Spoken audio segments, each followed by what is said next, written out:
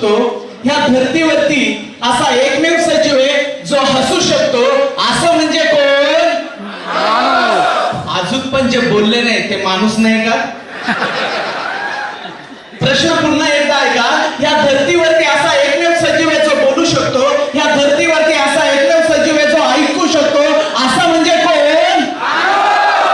जर तुम्ही माणूस असाल तर बोला, तुम्ही माणूस असाल तर हसा, तुम्ही माणूस असाल तर पाहिजे ते करा. कारण ज्याला तुम्ही मानता, जे ईश्वर, अल्लाह, वाहेगुरु, जॉर्ज जे काय आहे तर तो एकच.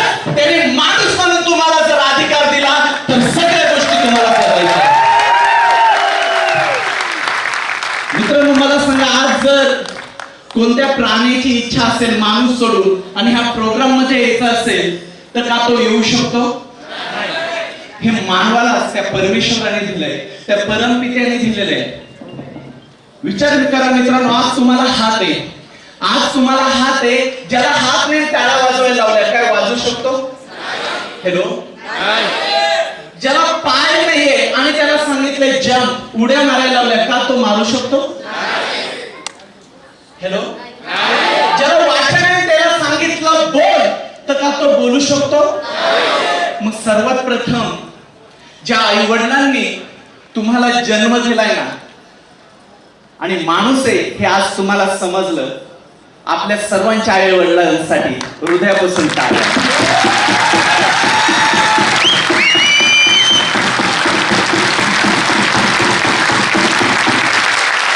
आज रियांश मध्ये त्यांनी 18 महिन्यापूर्वी रियांश करण्याचं डिसिजन घेतलं.